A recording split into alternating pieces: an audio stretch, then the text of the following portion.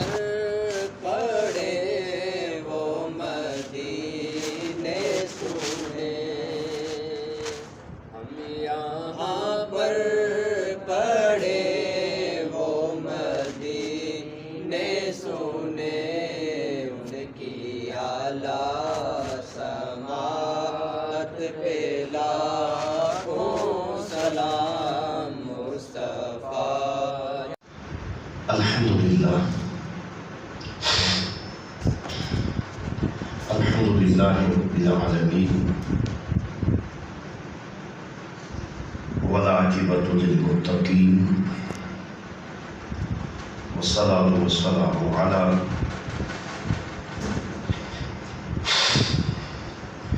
سید الانبیاء والمرسلین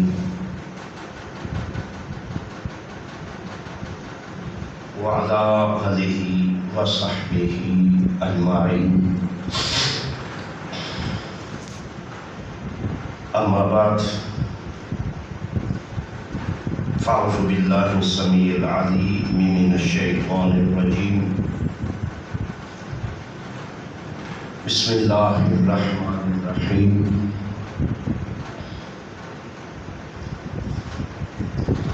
محمد رسول اللہ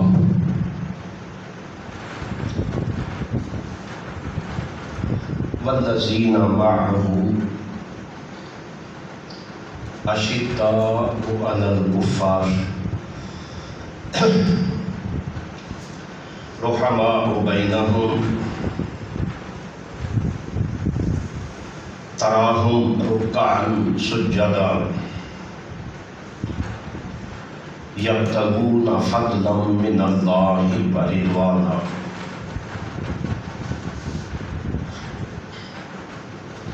سیماہم فی وجوہہم من اثر السجود، ذالک مثلہم فی التوراۃ ومثلہم فی الانجیل،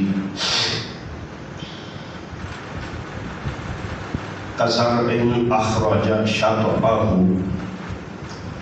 فآزرہ فاستغلظ فاستوى على سوقه يعجب الزراع ليغيظ بهم الكفار، وعد الله الذين آمنوا وعملوا الصالحات منهم مغفرة وأجرا عظيما۔ آمنت باللہ صدق اللہ مولانا العظیم، ان اللہ وملائکتہ یصلون علی النبی، یا ایھا الذین آمنوا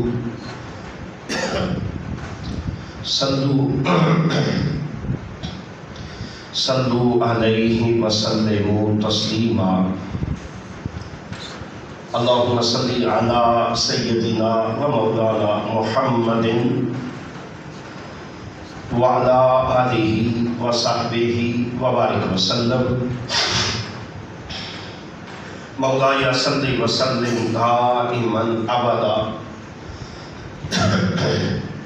على حبیبک خیر الخلق كلهم،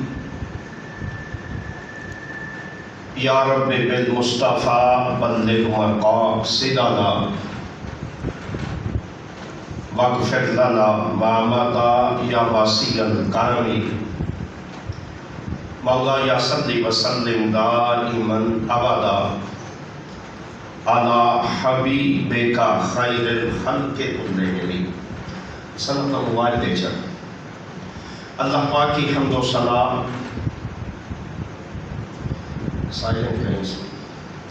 اللہ پاک کی حمد و ثنا اس کے پیارے حبیب پیارے حبیب صلی اللہ علیہ وآلہ وسلم کی تعریف و توصیف کے بعد اللہ وحدہ لا شریک کا کروڑ ہا لطف و کرم ہے جس پروردگار کی مدد و نصرت اور فضل و کرم سے ہم اللہ وحدہ لا شریک کی رضا اور خوشنودی کے لیے مسجد میں جانے امیر المومنین حضرت عثمان غنی رضی اللہ تعالیٰ عنہ کی شخصی فضائل، مناقب اور مراقب کے حوالے سے گفتگو کا سلسلہ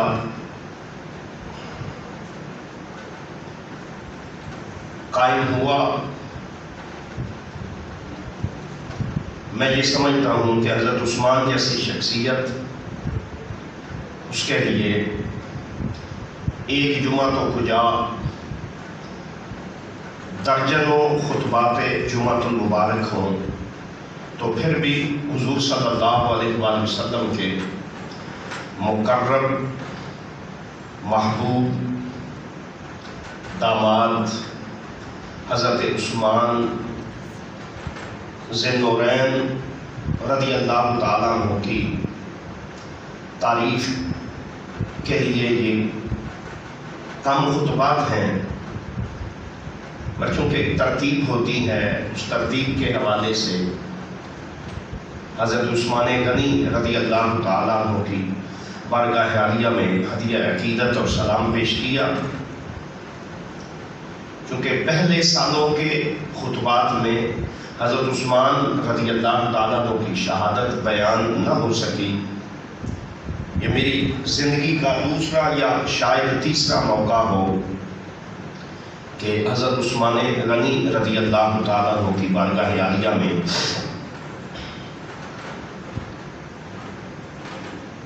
عقیدت کے پھول شہادت کی صورت میں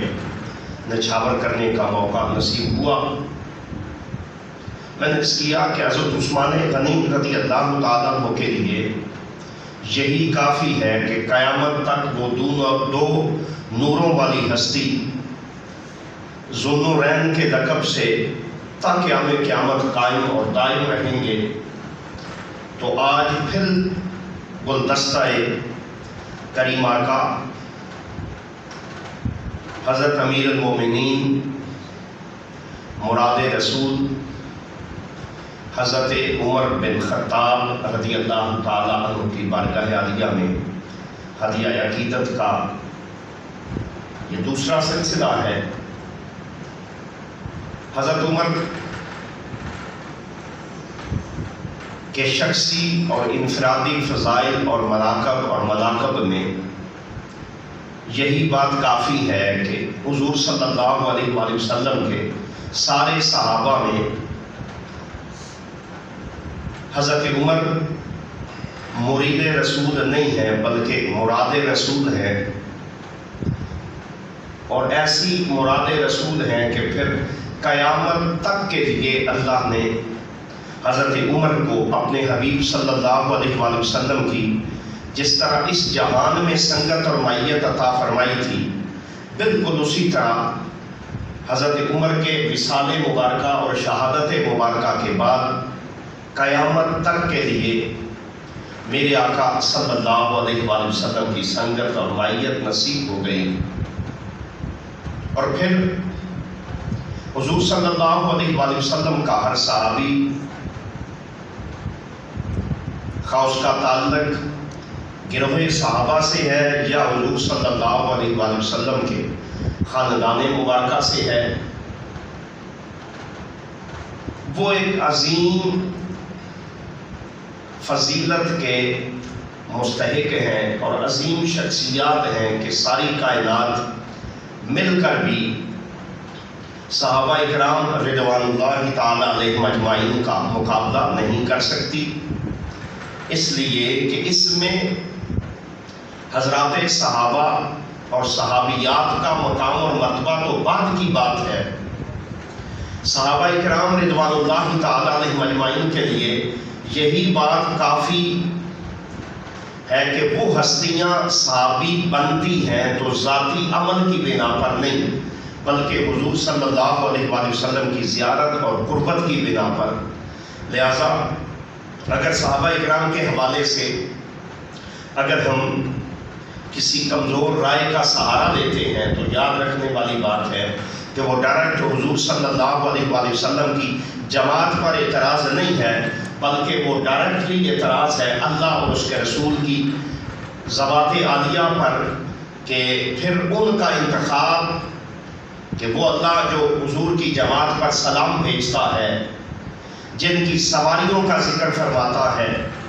جن کے تذکرے فرماتا ہے، جنہیں رضی اللہ عنہم ورضوا عنہ کا وہ ٹائٹل عطا کرتا ہے کہ جو قیامت تک کے لیے حضور کے صحابہ کے علاوہ حضور کے کسی اور ماننے والے کے لیے نہیں ہے، تو جس کا مطلب یہ ہے صحابہ اکرام رضوان اللہ تعالیٰ علیہم اجمعین میرے آقا کی وہ جماعت ہے اور میرے آقا کا وہ گلدستہ ہے کہ پھر پوری کائنات میں انبیاء و مرسلین کے بعد اگر جماعتوں میں سے کسی کو فضیلت اور انفرادیت حاصل ہے تو وہ حضور کی جماعت جماعت صحابہ کو ہے۔ میں نے عرض کیا کہ حضرت عمر رضی اللہ تعالیٰ عنہ مرید بھی ہیں اور مراد رسول بھی ہیں۔ حضور صلی اللہ علیہ وآلہ وسلم نے اللہ کریم کی بارگاہ عالیہ میں ہاتھ اٹھائے اور سوال کیا، میرے اللہ اللہم اعز الاسلام بالاسنان بعمر بن الخطاب او لعمر بن الحشام، میرے اللہ ان دو میں سے کسی ایک کے ذریعے، عمر بن خطاب اور عمر بن حشام میں سے کسی ایک کے ذریعے اسلام کو عزت اور انفرادیت عطا کر۔ یہ روایت ہمیں ملتی ہے بخاری اور مسلم میں، صاحب ترمذی اور صاحب مشکات نے بھی نقل فرمائی، سیین کی روایت مبارکہ حضور شیخ الاسلام بھی نقل فرماتے ہیں۔ اور پھر ایک روایت ہے کہ جس میں حضور صلی اللہ علیہ وآلہ وسلم نے تخصیص فرمائی، اللہم اعز الاسلام بعمر بن الخطاب خاصتاً، اے میرے اللہ اسلام کو عمر بن خطاب رضی اللہ تعالیٰ عنہ کے ذریعے شان، مقام اور مرتبہ عطا کر۔ جس کا مطلب یہ ہے حاضرین محترم و مکرم، یہی وہ دعا ہے کہ جس دعا کی بدولت ہم حضرت عمر بن خطاب رضی اللہ تعالیٰ عنہ کو مراد رسول بھی سمجھتے ہیں، مراد رسول بھی ہیں، پھر حضور کے قریب بھی ہیں، حضور صلی اللہ علیہ وآلہ وسلم کی سنگت، معیت اور رشتہ داری بھی نصیب ہوئی۔ 39 مرد اور 28 عورتیں ایمان لا چکے تھے کہ جب حضرت عمر رضی اللہ تعالیٰ عنہ کے لیے میرے آقا صلی اللہ علیہ وآلہ وسلم نے دعا فرمائی اور حضرت عمر کے اسلام میں آنے اور اسلام قبول کرنے کے باعث آپ کا 40واں نمبر ہے۔ اب ایک طرف تو یہ دعا ہے اور دوسری طرف معاملات یہ ہیں۔ یاد رکھنے والی بات یہ ہے کہ میں نے پہلے آپ کی خدمت عالیہ میں عرض کیا کہ حضور صلی اللہ علیہ وآلہ وسلم کے کسی بھی صحابی کے حوالے سے جب بعض اوقات بندہ اپنی گزارشات میں خرابی پیدا کرتا ہے تو وہ ڈائریکٹ حضور کی ذات صلی اللہ علیہ وآلہ وسلم پر اعتراض کرتا ہے، اس لیے کہ یہ ہستیاں وہ ہستیاں ہیں کہ جن کی بدولت اللہ نے اسلام کو اعجاز اور اسلام کو مقام اور مرتبہ عطا کیا۔ میں نے پچھلی دفعہ کہا تھا کہ اسلام ڈائریکٹ کسی کے نہ ہر کسی کو قرآن سرحانے میں ملا ہے، نہ ہر کسی کو یہ میسج ملا کہ یہ نہ دین اتنا آسان تھا جتنا آج کے دور میں ہے، بجا کہ آج کے دور کے بھی تقاضے اپنی جگہ کے تقاضے ہیں، مگر جو دین مکہ سے چلا ہے اور جن لوگوں نے مکہ میں قربانیاں دی ہیں، ماریں کھائی ہیں، اسلام کے تحفظ، اسلام اور صاحب اسلام کے لیے جو کمال درجے کی قربانیاں دی ہیں، اسلام قیامت تک کے لیے ان لوگوں کی نہ صرف قربانیوں کو تسلیم کرتا ہے بلکہ یاد رکھنے والی بات ہے کہ قیامت تک صحابہ اکرام رضوان اللہ تعالیٰ علیہ مجمعین وہ ہستیاں ہیں، خصوصاً وہ کہ جنہیں ہجرت مدینہ بھی نصیب ہوئی اور جو پہلے بدری صحابہ میں آتے ہیں، ان کے لیے تو اہل تسنن کے ہاں نہ اختلاف ہے نہ ان پر رائے ہے، بلکہ انہیں اللہ نے سلام پیش فرما دیا اصحاب بدر کو کہ پھر ان پر تو بحث اور مباحثہ کرنا بھی اپنے ایمان کو خراب اور کمزور کرنے کے لائق ہے، اس لیے کہ یہ ان لوگوں سے لے کر وہ لوگ جو فتح مکہ تک ایمان لائے ہیں، فتح مکہ کے بعد بھی ایمان لائے ہیں، جنہیں حضور نے اپنی غلامی میں قبول کر لیا ہے، ان کے لیے مقام اور مرتبہ یہ ہے کہ پھر وہ ایسی ہستیاں ہیں کہ ساری امت مل کر بھی ان کا مقابلہ نہیں کر سکتی۔ اب میں نے اس کیا کہ حضور صلی اللہ علیہ وسلم نے دعا فرمائی، جب حضور صلی اللہ علیہ وسلم نے دعا فرمائی جب حضور صلی اللہ علیہ وسلم نے دعا فرمائی کہ اے اللہ اسلام کو حضرت عمر اور عمر بن حشام میں سے کسی ایک کے ذریعے کمال درجہ عطا فرما، اللہم اعز الاسلام بالاسنان او عمر بن خطاب یا عمر بن حشام کے ذریعے ان میں سے۔ اور پھر میں نے اپنی خدمت عالیہ میں عرض کیا کہ پھر روایت مبارکہ ہے کہ میرے آقا صلی اللہ علیہ وآلہ وسلم نے اللہ کی بارگاہ میں دعا ہی صرف حضرت عمر بن خطاب کے لیے کی، دعا ہی صرف حضرت عمر بن خطاب، جس میں خصوصی طور پر عمر بن الخطاب کے الفاظ ذکر ہیں، ذکر فرمائی۔ اب یہ دعائے مصطفیٰ صلی اللہ علیہ وآلہ وسلم کا کمال ہے کہ میرے آقا صلی اللہ علیہ وآلہ، میں نے پہلے عرض کیا کہ صحابہ کرام کا یہ مقام اور درجہ ہے، مرتبہ ہے کہ وہ ایمان لائے، اور میرے آقا صلی اللہ علیہ وآلہ وسلم کی زبان مبارکہ سے جس کے لیے جو نکلا اللہ نے نہ صرف اسے قبول فرمایا بلکہ اسے پسند کیا، بلکہ ایسا کمال عطا کیا کہ پھر حضور کے جو الفاظ ہیں لگتا یوں ہے کہ پھر اللہ نے وہ نہ صرف پسند کیے بلکہ اس کے درجہ تقدیر کا مقام رکھتے ہیں۔ حضرت ابو طالب بیمار ہو گئے، آپ کو بخار تھا یا کوئی ایسا معاملہ تھا کہ حضور صلی اللہ علیہ وآلہ وسلم تشریف لائے، آپ فرماتے ہیں چچا کیا حال ہے؟ بھتیجے محمد صلی اللہ علیہ وآلہ وسلم طبیعت سخت خراب ہے۔ حضور صلی اللہ علیہ وآلہ وسلم سے کہا کہ اپنے رب سے دعا کرو۔ کریم آقا صلی اللہ علیہ وآلہ وسلم نے دعا فرمائی کہ میرے اللہ میرے چچا، پیارے چچا، محبوب چچا ابو طالب کو شفا عطا کر۔ اب حضور صلی اللہ علیہ وآلہ وسلم کے یہ الفاظ کہنے کی دیر تھی کہ حضرت ابو طالب لیٹے تھے، اٹھ کر بیٹھ گئے۔ جب اٹھ کر بیٹھ گئے حضور فرماتے ہیں چچا کیسی طبیعت ہے؟ بسم اللہ، کیسی طبیعت ہے؟ کہا اے محمد صلی اللہ علیہ وآلہ وسلم مجھے یوں لگتا ہے کہ آپ کی دعا تو اپنی جگہ، اے چچا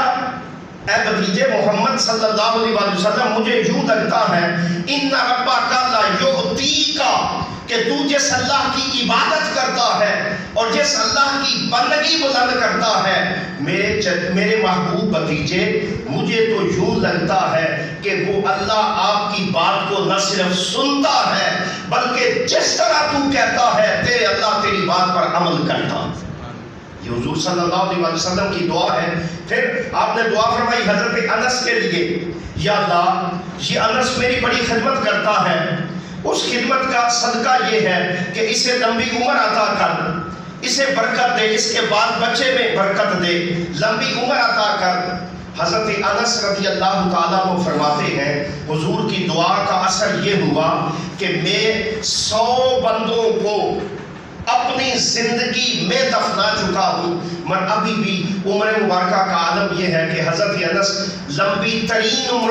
والے صحابہ کرام میں حضرت انس شامل ہیں۔ پھر اللہ نے حضرت انس کو وصیت عطا کی، اللہ نے حضرت انس رضی اللہ تعالیٰ عنہ کو وہ کمال درجہ عطا کیا کہ جس کے لیے آپ کہا کرتے تھے یہ سارے کا سارا صدقہ ہے میرے آقا صلی اللہ علیہ وآلہ وسلم کی دعا کا۔ حتیٰ کہ میرے آقا نے حضرت مالک بن ربیعہ سے کہا میرے اللہ مالک بن ربیعہ کی مدد فرما، اس کا حسن قائم فرما، لمبی زندگی اور اس کے مال اور اولاد میں برکتیں عطا کر۔ حضرت مالک بن ربیعہ کو کمال یہ ہوا کہ لوگ کہتے ہیں مالک بن ربیعہ 80 سال کی عمر میں آپ کی مبارک داڑھی میں ایک بال بھی سفید نہیں تھا۔ نہ کسی ڈاکٹر کے پاس نہ کسی حکیم کے پاس جانا پڑا، بلکہ ان لوگوں کا تو عالم ہی یہ تھا کہ جو مانگنا ہے، جو مانگتے ہیں، جو سوال کرتے ہیں، جو اس بارگاہ عالیہ میں سائل بنتے ہیں، وہ سوال یہ ہے۔ صحابہ کرام رضوان اللہ تعالیٰ علیہ اجمعین کا تو عالم یہ ہے کہ جن کا مقام اور مرتبہ یہ ہے، جن کی عزت و احترام کے لیے کہ جو اگر بازو کٹتے ہیں تو ہونا یہ چاہیے کہ بابا کسی ڈاکٹر کے پاس جانا چاہیے، وہ اس صورت میں بھی حضور کی بارگاہ میں آتے ہیں، سائل بھی بنتے ہیں، سوال بھی کیا کرتے ہیں، حتیٰ کہ اس سوال اور سائل کا مطلب یہ ہے کہ حضور صلی اللہ علیہ وسلم کے صحابہ نے جو مشکل پیش آئی حضور کی بارگاہ میں آتے ہیں، سوال کرتے ہیں۔ حتیٰ کہ حضرت ابو ہریرہ کے متعلق ہے، حضرت ابو ہریرہ آئے، یا رسول اللہ صلی اللہ علیہ وسلم میں آپ کی خدمت عالیہ میں رہتا بھی ہوں۔ اب رہنے کا مطلب یہ ہے کہ آپ کی بارگاہ عالیہ میں آپ کی خدمت بھی کرتا ہوں، آپ کا خدمت گزار بھی ہوں، جب خدمت بھی کرتا ہوں خادم بھی ہوں، آپ کو مخدوم اعلیٰ افضل بھی سمجھتا ہوں، مگر یا رسول اللہ ہوتا یہ ہے آپ جو بات کرتے ہیں وہ بات سنتا ہوں، یاد نہیں رہتی، بات سنتا ہوں۔ اب اصولی بات یہ ہے کہ بندہ کہے بھائی آپ کو کسی ڈاکٹر سے ملنا چاہیے، اس دور کے تقاضے ہیں، حکامہ کا تو طب کا سلسلہ تو قائم دائم تھا، بھائی کسی سائیکیٹرسٹ سے ملنا چاہیے، یہ تو شاید سائیکالوجسٹ کا معاملہ ہے، یا کہ آپ کو شاید کوئی نیند کا عرضہ ہو گیا یا کوئی ایسا معاملہ ہو گیا۔ حضور صلی اللہ علیہ وسلم فرماتے ہیں ابو ہریرہ پھر یا رسول اللہ آپ کی بارگاہ میں آیا ہوں، سائل ہوں، منتا ہوں، عرض یہ ہے کہ جو بات سنتا ہوں، سنتا ضرور ہوں، دھیان سے بھی سنتا ہوں، کنسنٹریٹ بھی کرتا ہوں، مگر کریم آقا اب ذہن کا معاملہ ہے کہ سن کے باہر جاتا ہوں تو بھول جاتا۔ حضور صلی اللہ علیہ وسلم نے فرمایا ابو ہریرہ قریب آ، یہ بھی دعائے مصطفیٰ ہے۔ حضرت ابو ہریرہ قریب آئے، حضرت ابو ہریرہ سے کہا کہ چادر بچھا، حضرت ابو ہریرہ نے چادر بچھائی، حضور صلی اللہ علیہ وسلم نے ایسے دعا کی طرح ہاتھ بلند کیے، پھر ایسے کر کے یوں سمجھ لیں کہ ہمارے وہ شیخ الحدیث صاحب فرمایا کرتے تھے کہ نہ نظر آنے والی کچھ چیزوں خزانوں میں سے آپ نے 3 دفعہ ایسے ہاتھ مبارک کیے، ابو ہریرہ کی چادر میں الٹ دیے، پھر کیے، پھر الٹ دیے، 3 بار جب کیے، کہا ابو ہریرہ سنبھال لے۔ استاذ اگر لائق ہوتا ہے تو پھر شاگرد کے پلے بھی کچھ ہو۔ یاد رکھنے والی بات ہے کہ شاگرد بیچارہ ایسا نہ ہو، کہتے ہیں کسی شیخ کا مرید تھا، وہ اپنے شیخ سے کہتا تھا بابا جی کچھ دیں، کہا کہ بھائی ایک ترتیب ہے، اس ترتیب کے بعد کہا نہیں مجھے دیں، کہا اچھا لینا چاہتا ہے، تو شیخ نے کوئی ڈبہ دیا، کہا یہ فلاں پار ہمارا دوست رہتا ہے اسے دے آ۔ شاگرد چونکہ بڑا ایک امتحان ہوتا ہے، راستے میں اس نے ڈبے کو دیکھا، اس میں کوئی چیز موو کرتی تھی، اس نے کہا ویلا پیر صاحب پتہ نہیں من کیڑی یمک نو پاچھ رہے ہیں، گزر رہے تھے فصلوں کے قریب سے، وہ ڈبہ کھولا، اس میں کوئی جانور تھا چھوٹا سا، کوئی چوہا ٹائپ، وہ باہر نکلا فصل میں چلا گیا۔ شاگرد بیچارہ منہ لٹکائے واپس آ گیا، کیا ہوا؟ حضور وہ آپ کی امانت تو نہیں پہنچا سکا۔ کہا اللہ کے بندے تو وہ ایک خالی ڈبہ جس میں ایک جانور تھا اس کی حفاظت نہیں کر سکا، اور تو کہتا ہے کہ میں تجھے اللہ کا نائب بنا دوں، تجھے خلافت دوں۔ یہ دونوں چیزیں بڑی ناممکن ہیں، پر قربان جائے اگر محمد عربی استاد ہے تو پھر ان شاگردوں کو بھی سلام ہے۔ حضرت ابو ہریرہ نے دیکھا ظاہراً کچھ نظر نہیں آ رہا، اس چادر کو ایسے ہی اٹھا کے یوں نہ کیا بلکہ جیسے گٹھڑی بناتے ہیں، گٹھڑی بنا کے سینے سے لگایا۔ ابو ہریرہ خود کہتے ہیں رب محمد کی عزت کی قسم ہے کہ ہر صحابی لکھتا تھا، یاد کرتا تھا، میرے آقا کی زبان سے جو نکلتا تھا ابو ہریرہ کو یاد ہو جاتا۔ ابو ہریرہ کو میں نے عرض کیا کہ دعا کی اللہم اعز الاسلام بعمر بن الخطاب، اے اللہ عمر بن خطاب کے ذریعے اسلام کو عزت عطا فرما۔ یوں لگتا ہے کہ پھر تقدیر منتظر تھی، شاعر تھی کہ میرے حبیب کی زبان سے جو الفاظ نکلے اور پھر قربان جائیں، میرے آقا نے نہیں کہا کہ میرے اللہ عمر کو دین میں شامل فرما، میرے آقا نے نہیں کہا کہ میرے گروہ صحابہ میں نہ حضور کو علم تھا، کہا سن عمر کو میں عزت اور مقام بھی عطا کرتا ہوں کہ اگر اسلام معزز ہے تو اسلام کے معزز ہونے میں پھر میرے آقا نے اعلان یہ کیا ہے کہ اس کی عزت میں اضافہ ہوا ہے عمر کے اسلام سے۔ لہذا قیامت تک کے لیے کوئی کھسکا ہوا ذہنی مریض شخص یا نارمل قسم کا بندہ تو عمر بن خطاب رضی اللہ تعالیٰ عنہ کی قربانیوں پر 1% تو اعتراض کر سکتا ہے، مگر قیامت تک کے لیے دین اور اسلام وہ اعجاز رکھتے ہیں، مقام رکھتے ہیں۔ جہاں دین کا نام آئے گا وہاں دین محتاج ہے پھر عمر بن خطاب کا۔ بلکہ بڑی خوبصورت بات ہے کہ میرے آقا نے ان دونوں کو ساتھ ہی اس لیے لگا رکھا ہے کہ جب آپ باب اسلام سے گزرتے ہوئے حضور کو سلام کرتے ہیں بارگاہ مصطفی میں، تو میرے آقا اعلان یہ کرتے ہیں، یاد رکھنا میرے ایک ساتھ حضرت ابوبکر صدیق شامل ہے، تو دوسری طرف حضرت عمر کو رکھا ہے، جن کے ساتھ ہونے کا مطلب یہ ہے قیامت تک کے لیے حضور صلی اللہ علیہ وسلم کی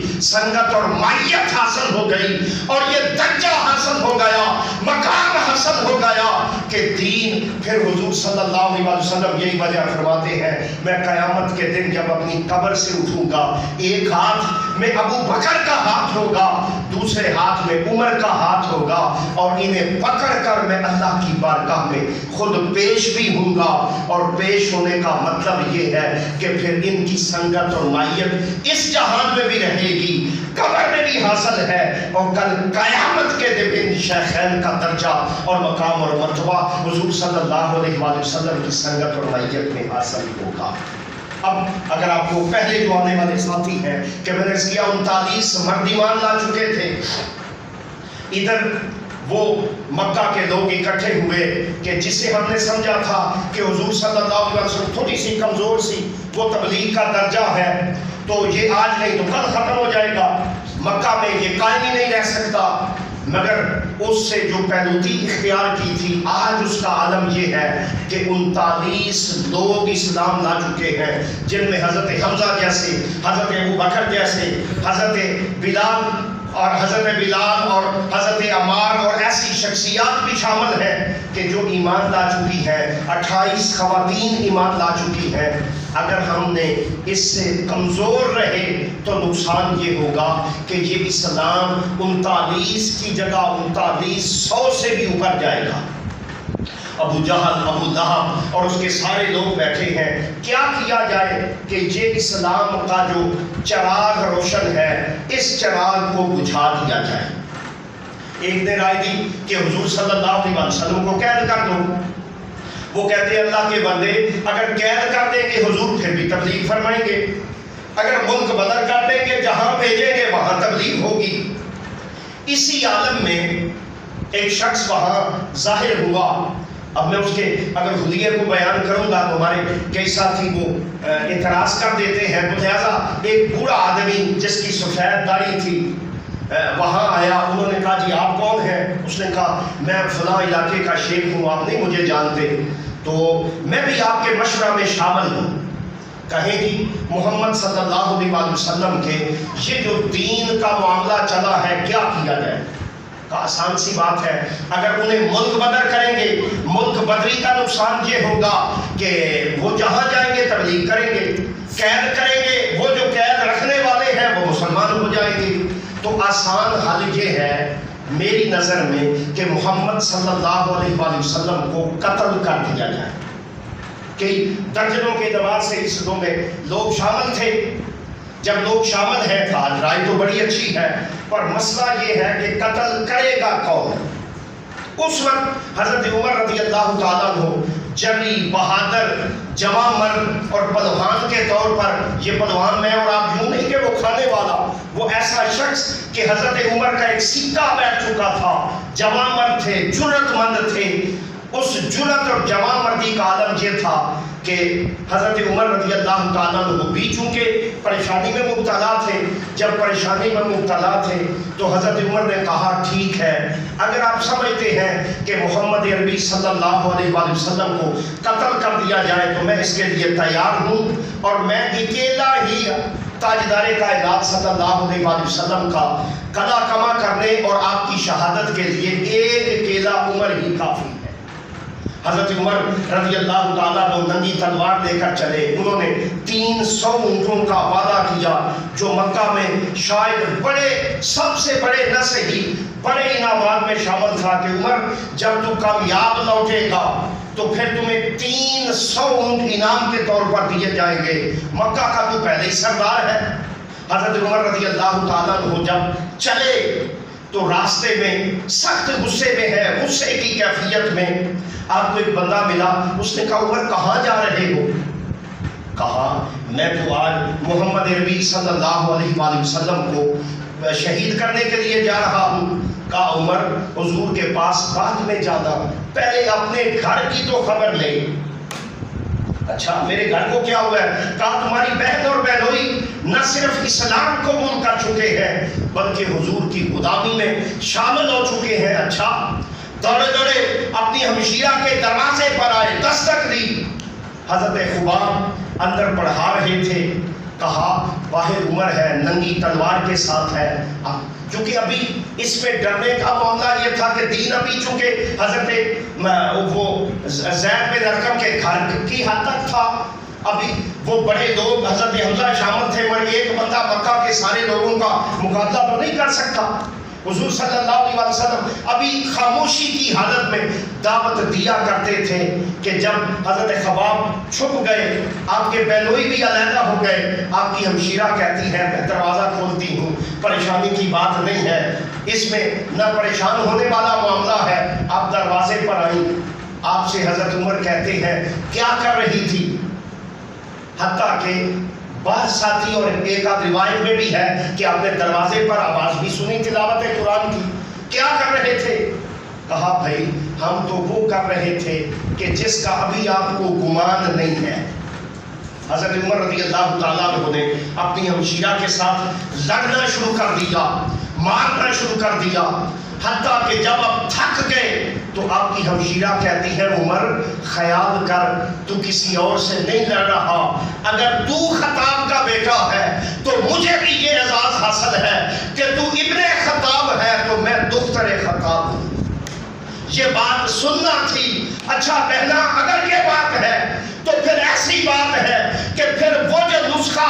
آپ کو دل کی دنیا بدلنے کے لیے ملا ہے اس نسخے میں سے کچھ مجھے بھی عطا کر دیں۔ جب مجھے کچھ عطا کر دیں گے تو اس عطا کا معاملہ یہ ہوگا کہ میں بھی سمجھ دیکھوں تو صحیح کہ وہ ہے کیا۔ اب کی ہمشیرہ کہتی ہے بھائی عمر اس کے لیے شرط ہے لا یمسہ الا المطہرون، ابھی آپ مشرک ہیں، قرآن کا اصول ہے انما المشرکون نجس، میں پلید ہوں، ہاں اس کی طہارت، اس کے لیے طہارت شرط ہے۔ حضرت عمر کو طہارت دی گئی، کہتے ہیں مجھے اسی دین میں شامل کر دو۔ کہا شامل تو کرنے والا جانے، ہاں آپ کو قرآن کی سماعت کرواتے ہیں۔ ابھی آپ نے تلاوت کی طٰہٰ ما انزلنا علیک القرآن لتشقیٰ، عمر کی دنیا بدل گئی کہ یہ کیسا جادو ہے، میں مادر ذات عربی ہوں اور پھر مکہ کی عربی کا ایک اپنا اعجاز ہے، مگر اس عربی میں نہ دنیا کی لطافت شامل ہے نہ دنیا کی لجاجت شامل ہے، بلکہ یہ تو جو لگتا ہے کلام ہی کسی اور کا ہے، اور یہ کائنات کا وہ واحد کلام ہے جو دل کی دنیا بدلتا ہے۔ پھر اللہ کہتا ہے اس کے لیے شرط یہ نہیں ہے، اللہ کہتا ہے لو انزلنا ھذا القرآن علی جبل لرأیتہ خاشعا متصدعا، کہ قرآن کا اعجاز یہ ہے، یہ قلب محمد ہے جو اس امانت کو اٹھائے ہوئے ہے۔ اللہ فرماتا ہے اگر یہ قرآن پہاڑ پر نازل ہوتا تو وہ قرآن، اس قرآن کے باعث پہاڑ ریزہ ریزہ ہو جاتا۔ حضرت عمر کی دنیا بدل گئی، ہوش و حواس کی دنیا سے بڑھتے ہوئے حضرت عمر حضور کے اس گھر کی طرف چل پڑے۔ راستے میں ہیں کہ پتہ چل گیا حضرت عمر آ رہے ہیں۔ حضرت حمزہ کہتے ہیں پریشانی کی بات نہیں ہے، میں حمزہ ہوں، دنیا جانتی ہے اگر عمر نیک ارادے سے آ رہا ہے تو استقبال ہوگا، اور اگر عمر نیک ارادے سے نہیں آ رہا تو اس کا مطلب یہ ہے کہ عمر کا جو ارادہ ہے اس پر پلٹ دیا جائے گا۔ حضرت عمر دستک دی، جب اندر داخل ہوئے حضرت عمر اس کیفیت میں تھے کہ قرآن کے الفاظ آپ کے دل و دماغ میں رچ بس چکے تھے۔ طٰہٰ مَا أَنزَلْنَا عَلَيْكَ الْقُرْآنَ لِتَشْقَىٰ، وہ الفاظ تھے کہ دنیا بدلی، طبیعت میں اس حیجان کی جگہ وہ سکون برپا ہوا کہ حضور صلی اللہ علیہ وسلم کی بارگاہ میں ایمان قبول کرنے کا اعلان کرتے ہوئے کہتے ہیں یا رسول اللہ کہ ہم سچے ہیں؟ ہاں عمر سچے ہیں۔ یا رسول اللہ کیا ہمارا دین سچا ہے؟ سچا ہے۔ میں جو پہلے صحابہ ہیں جو بعد میں بھی ہیں ان کی نالین کو سلام کرتے ہیں، مگر میں نے عرض کیا کہ یہ ایک اپنی خاصیت ہے کہ اس میں جرأت مندی حضرت علی میں بھی کم نہ تھی، حضرت ابو بکر میں بھی کم نہ تھی، حضرت حمزہ بھی کم نہ تھے، مگر عمر کے آنے سے علی سمیت لوگوں کے چہرے پر وہ رونق آ گئی کہ اس رونق کا سبب یہ بنا کہ حضرت عمر کہتے ہیں حضور اگر ہم سچے ہیں تو پھر دار ارقم میں نہیں بیٹھنا، پھر یہاں کیوں بیٹھنا؟ صحابہ کی دو لائنیں، دو کتاریں نکلیں جن میں ایک طرف ننگی تلوار لیے حضرت عمر بن خطاب شامل تھے، دوسری لائن میں وہ کمان تھا۔ تو میں نے پہلے کہا کہ قرآن کا ایک اعجاز ہے، اب قرآن جن جن دلوں میں بھی ہوتا ہے بلا شبہ وہ بیچارے کمزور حفاظ بھی ہوں، مگر چونکہ قرآن کی کیفیت ہے لہذا ان کے لیے ہے اس کی اپنی دنیا ہوتی ہے۔ اگر اتنا اس طریقے سے اس ڈوز سے سمجھ نہ آئی تو پھر تھوڑا سا آپریشن کر لیں گے۔ اب میں نے آپ کی خدمت عالیہ میں عرض کیا کہ حضرت عمر اور حضرت حمزہ دونوں چل پڑے۔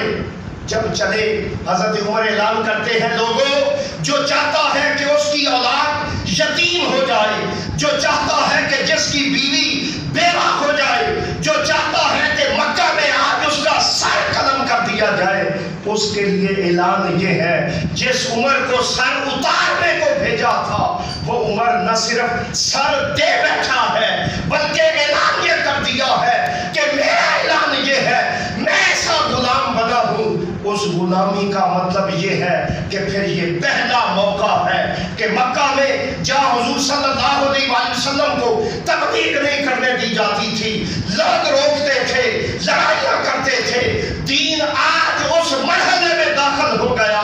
کہ حضرت عمر اعلان کرتے ہیں میں اللہ کی وحدانیت، اس کے حبیب کی رسالت اور ختم نبوت پر ایمان لا چکا ہوں۔ لہذا آج وہی مکہ ہے، ابو جہل بھی موجود ہے، عتبہ شیبہ بھی موجود ہے، وہ کفار کے بڑے بڑے گھرونے اور شیطانی طاقتوں کا زام رکھنے والے، مگر آج دنیا حیران ہے، آسمانی دنیا بھی مبارکیں دیتی ہے کہ آج وہ ایمان لایا ہے جس کے ایمان لانے کا سبب یہ بنا کہ مکہ کی در و دیواروں میں نہ صرف نعرہ تکبیر بلند ہوئی ہے بلکہ اس نعرہ تکبیر کا اصل یہ ہوا ہے کہ پھر عمر کا اس وقت کا توحید و رسالت کا نعرہ لگایا ہوا آج تک بھی قائم ہے، آج تک بھی دائم ہے، جس کا بہت بڑا ثبوت ہے کہ آج بھی حضرت عمر کا جہاں نام لیا جائے، اب اس لیے حضور نے فرمایا کہ ان الشیطان یفر من ذل عمر، کہ عمر تجھے اللہ نے وہ کمال عطا کیا ہے کہ تو جس گلی سے گزرتا ہے شیطان وہاں حملے نہیں کرتا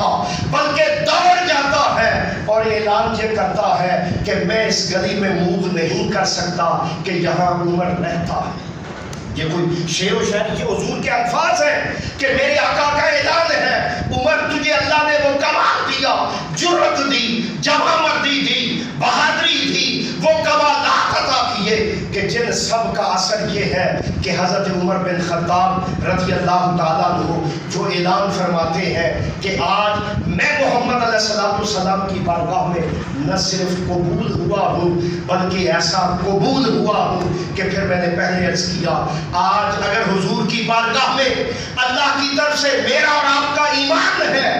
کون اہل تسنو کے ہاں کہ 70,000 فرشتے صبح آتے ہیں گنبد خضرا پر 70 عصر کے بعد آتے ہیں جس کا مطلب وہ جگہ اتنی افضل اور اعلیٰ جگہ ہے کہ وہاں 70,000 آنے والے فرشتے جو ایک بار آئے انہیں قیامت تک پھر موقع نہیں ملے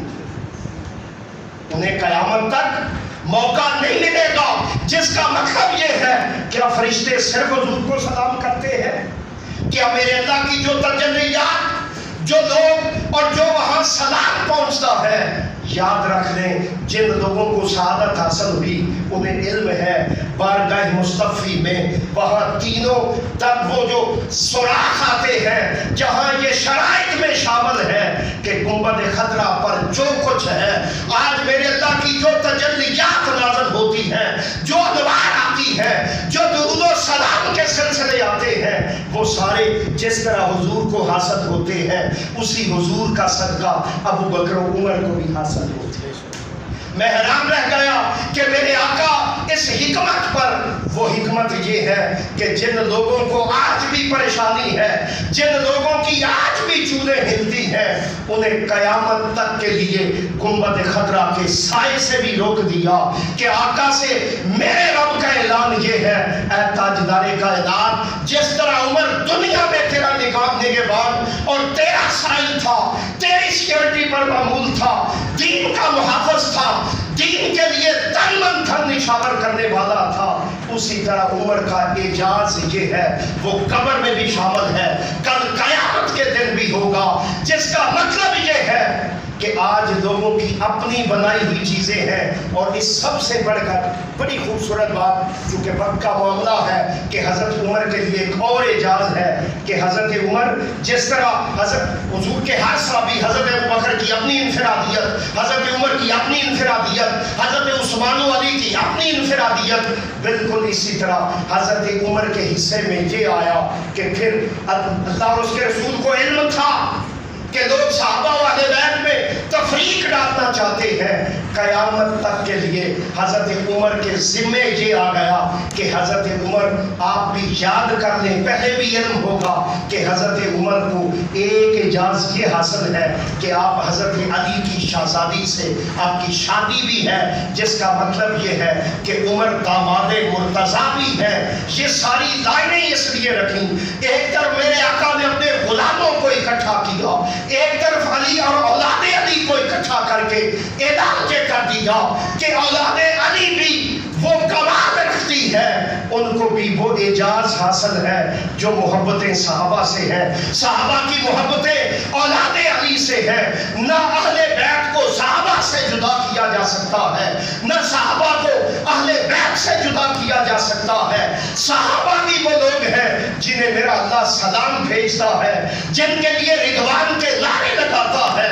جن کے لیے قیامت تک کے اعلان یہ ہے اے میرے حبیب تیری جماعت وہ جماعت ہے تیرے ماننے والے وہ ماننے والے ہیں کہ جن کا قیامت تک ڈنکا بجتا رہے گا کبھی رضی اللہ عنہم میں کبھی وردوہ عنہم میں کبھی بدعات یاتی دبہا فالموریاتی قدہا فالمغیرات صبحا میرا رب کہتا ہے میرے حبیب تیرے صحابہ کا ذکر تو بعد میں کرتا ہوں تیرے صحابہ جن سواریوں پر بیٹھے ہیں جن گھوڑوں پر بیٹھے ہیں میں اللہ آسمان سے ان گھوڑوں کے سموں کا ذکر کرتے ہوئے بھی قسم اٹھا آج کے کھسکے ہوئے کمزور شخص کی رائے کو لیں جو نہ عقل رکھتا ہے نہ نقل رکھتا ہے نہ شکل رکھتا ہے یا اس رائے کو لیں کہ قرآن قیامت تک کے لیے میری اور آپ کی ہدایت کے لیے کافی ہے اس قرآن نے اعلان یہ کر دیا کہ اے میرے حبیب مکرم تیری جماعت وہ جماعت ہے تیرے ماننے والے وہ ماننے والے ہیں کہ جنہیں یہ درجہ حاصل ہے کہ وہ علی اور عثمان میں محبت ہے، علی اور عمر میں محبت ہے، ابو بکر و علی میں محبت ہے، نہ حضرت علی ابو بکر سے جدا ہے، نہ ابو بکر حضرت علی سے جدا ہے، حتیٰ کہ یہی محبت کا سلسلہ ہے کہ میرے آقا فرماتے ہیں کل قیامت کے دن میں ابو بکر و عمر کے ساتھ اپنی قبر سے حشر کی طرف چلوں گا، جس کا مطلب یہ ہے کہ اللہ نے اعلان جو کیا محمد الرسول اللہ، اپنے حبیب کی رسالت کا ذکر کرتے ہوئے شرط یہ رکھی والذین معہ، اے میرے حبیب جو تیرے دیوانے ہو گئے، جو تیری معیت میں آ گئے، جو تیری سنگت میں آ گئے، ان کا کمال یہ ہے کہ میں ان کے لیے وعدہ یہ کرتا ہوں وعد اللہ الذین آمنوا وعملوا الصالحات، جو ایمان اور صاحب عمل ہو گیا اللہ فرماتا ہے منہم مغفرۃ واجرا عظیما، میں انہیں وہ کمال درجے کا اجر عطا کروں گا کہ جو شاید انسان پہلے سوچتا نہ ہو۔ اگر میرے مالک کو منظور ہوا تو انشاءاللہ ہم حضرت عمر کے اسی سلسلہ کو اگلے جمعہ پر بیان کرتے ہوئے انشاءاللہ حضرت عمر کی شہادت سے، میں نے پچھلی دفعہ کہا تھا کہ کربلا کا آغاز مدینہ المنورہ کی سرزمین سے حضرت عثمان کی شہادت کی صورت میں ہوا۔ اگر میرے اللہ کو منظور ہوا تو انشاءاللہ ذکر اہل بیت اور ذکر کربلا ضرور کریں گے۔ اللہ مجھے اور آپ کو کرنے کی توفیق عطا فرمائے۔ بابا علیہ